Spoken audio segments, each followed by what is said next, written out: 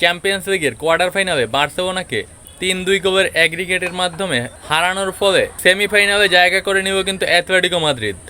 প্রথম লেগে বার্সেলোনার মাঠে অ্যাথলেটিকো মাদ্রিদ 2-0 গোলে জয় পায়। পরবর্তীতে দ্বিতীয় লেগে অ্যাথলেটিকো মাদ্রিদের ঘরের মাঠে বার্সেলোনা 2-1 ব্যবধানে জয় পায়। কিন্তু ওভারঅল 1 গোলে পিছিয়ে থাকার কারণে বার্সেলোনাকে কোয়ার্টার ফাইনাল থেকেই বিদায় নিতে হলো। দ্বিতীয় লেগের ম্যাচে বার্সেলোনা কিন্তু ball possession, shot on target, total shot সবকিছুতেই এগিয়ে ছিল।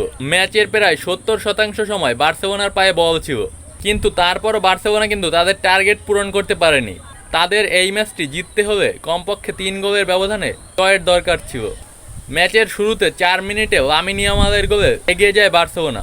পরবর্তীতে 30 মিনিটের আগেই বার্সেলোনার ফুটবলার ফেরান তরেস আরেকটি গোল করে, যার ফলে 2-0 গোলের লিড নিয়ে এগিয়ে যায় বার্সেলোনা। পরবর্তীতে 31 মিনিটে অ্যাথলেটিকো মাদ্রিদের ফুটবলার লুকমান একটি গোল পরিশোধ করে 2-1 গোলের ব্যবধানে এগিয়ে থেকে বার্সেলোনা কিন্তু বিরতিতে যায়। পরবর্তীতে বিরতি থেকে ফিরে বার্সেলোনা আর কোনো গোল করতে পারেনি।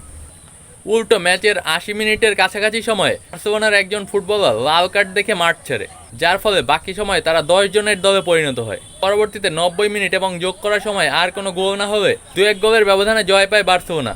কিন্তু ওভারঅল 3-2 গোলের কারণে পিছিয়ে থাকার কারণে কিন্তু সেমিফাইনালে জায়গা করে নেয় অ্যাথলেটিকো মাদ্রিদ। এই নিয়ে টানা 11 মৌসুম কিন্তু বার্সেলোনা ফাইনাল খেলা থেকে বঞ্চিত হলো। দর্শকদের চ্যাম্পিয়ন্স লিগ নিয়ে অনেক প্রত্যাশা থাকলেও বার্সেলোনা কিন্তু তাদের দর্শকদের প্রত্যাশা পূরণ করতে বারবার ব্যর্থ হচ্ছে। দলের ডিফেন্সিভ লাইনে কিছুটা চেঞ্জ আনলে হয়তো বার্সেলোনা পরবর্তীতে চ্যাম্পিয়ন্স লিগে সাফল্য পেতে পারে। আপনারা এই ম্যাচটি কেমন উপভোগ করলেন জানাতে পারেন।